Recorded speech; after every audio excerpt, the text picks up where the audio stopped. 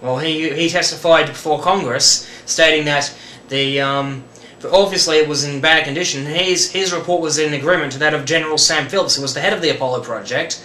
He's basically saying the same thing as he is, that everything was going wrong. They were probably weren't going to be able to get to the moon because of this shit. And he also testified that he met it with this one guy, I think his name was Al Holmberg, who said prior to the fire, the astronauts smelled smoke about 10 or 12 minutes prior to that, and they tried to get out for 5 minutes. Now, although Holmberg denied it, this is what he told Barron. He said that Barron was probably being watched when they met up in the drugstore, talking about this stuff. And another guy, Gary Probst, who was a RCA technician, watching the television monitors of the capsule, he says that the astronauts reported fire. Then he saw them reported fire. We got fire in here. Then he saw them trying to get out for about 2 or 3 minutes before the flames, filled the capsule. That contradicted the official testimony. Sorry, that contradicted the official report that said, okay, from the first mention of fire to the time the capsule erupted from the fire, only 15 seconds went by. Right, but okay, that's fine, and that's all good and all that, and we'll get back to that. But still, I mean, it's not like Barron wrote the report. You think if he was, being like trying to mess with NASA, that they'd do something to him, but they didn't do nothing to him, did they? He died with his wife and stepdaughter when their car was hit by a train. Oh, well, yeah, trains hit cars all the time. Yeah, right. Oh, I'm just going to drive my wife and my kid out onto the railroad tracks. Yeah, right. He clearly said this wasn't over because he had every intention of continuing, pursuing his report. He planned on extending it to about 600 or 1,000 pages. I forget which it was, but he already had a 30-page report. He extended it to 500 pages, and he was thinking of going further with this. Interviewing more people, finding out all these other problems here and there. Okay, he specifically stated that this wasn't over. Next thing we know, he dies in this train crash, where his car gets hit by a train. Well, yeah, but I mean, but that you can't prove NASA did that. Well, he wasn't. He had every intention of going forward with this report. Okay, he was by no means suicidal. He didn't have plans on committing suicide. He had every intention of fulfilling this report, continuing with his research. And suddenly he commits suicide. That is suspicious. Allegedly. I mean, that's suspicious, but I doubt that it proves that they didn't go to the moon.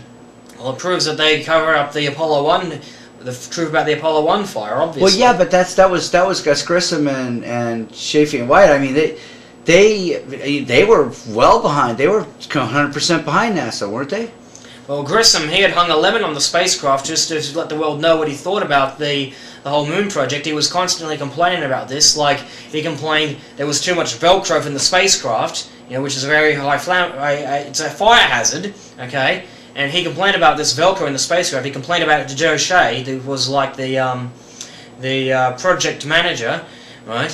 What they do after the fire, they blame him. They said he put it there. He was complaining about it, yet they say he put it in there. Yeah, but maybe he just hung the lemon up there to let him know he needed some lemonade because he was thirsty. I don't think so. A lemon means unworthy road cars. Okay, he put it on the capsule to let the world know that this was not flight worthy. Well, I did buy a lemon once. It was a piece of crap car. So you're trying to say that he's saying that it was a piece of crap capsule? Yes, pretty much. But that wasn't the capsule that went to space, right? It was the Block 1 spacecraft, which was supposed to be an Earth orbit flight. It was supposed to be, then they were going to go on the Block 2s, right, which would go to the moon. But if he was successful with this Block 1 mission, he would be put on the first Block 2 flight that allegedly landed on the moon. Yeah, but they were the heroes of. They were heroes. Why would they do anything to hurt heroes? Well, if you're going to speak up against NASA, there are no favorites. Well, just because he was saying it was a lemon didn't mean he was trying to say that it was NASA. It's like he was saying that it was North American, right? Well, he was saying it was NASA and North American aviation. Things were going wrong. You got all this Velcro in the spacecraft. You got all these problems. They got the door, for example. Okay, that was practically unusable in an emergency situation. All right, and even he wanted to have Joe Shea in the capsule with him during the test. Well, they had to.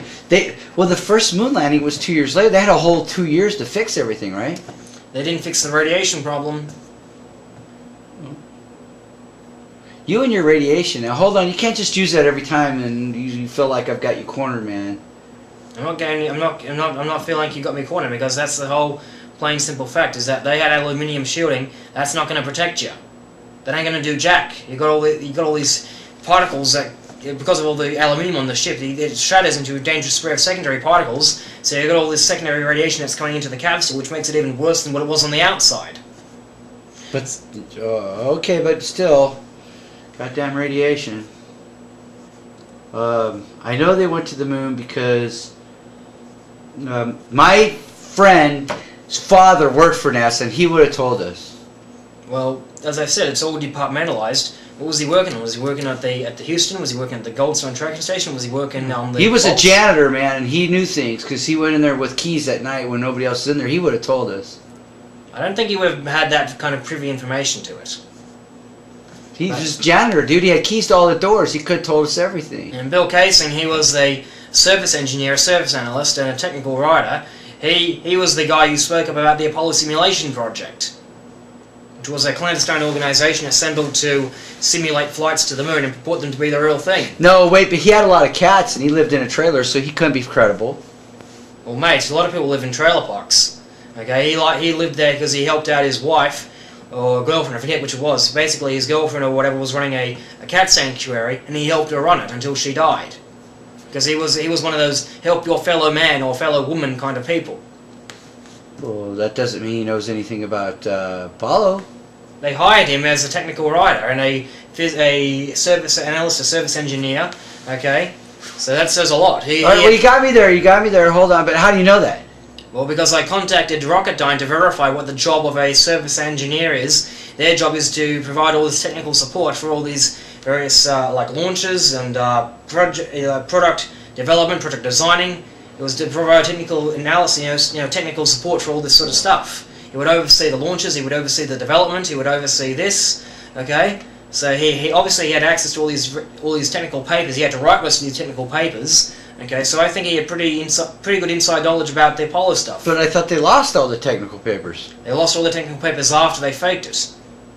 Oh, well that's convenient.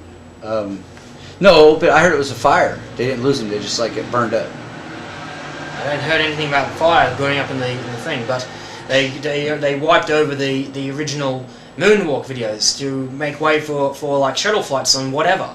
Well, yeah, they're more important now than Apollo. Apollo was the crowning achievement of NASA's entire space program. The shuttle is just a major step backwards.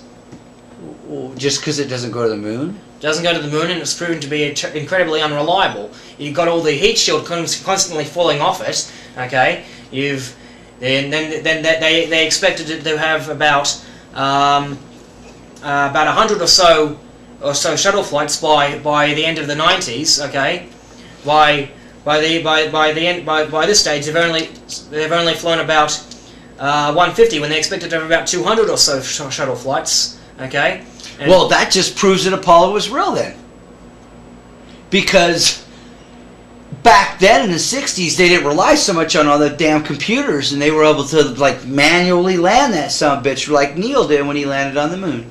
Allegedly, you have any idea how obviously the computer will jam on you at times, okay, and you have to have all these programs set because you have to beam what's wrong here, and the guys on the ground have to make decisions, okay. Then you have to beam the information back there. 2 seconds may not sound like a lot, but you got to obviously it's dire in these kinds of situations when you've only got a limited amount of fuel left, and things happen. You have transmission problems. You have computer problems, and it's very complicated. Yeah, well, I know Buzz crashed, or Neil crashed, the simulator and all that, and messed that all up. But when it was the moon, it was really important, and everybody's watching on TV, so he had to do it right. You had to do it right, but obviously it's going to be difficult.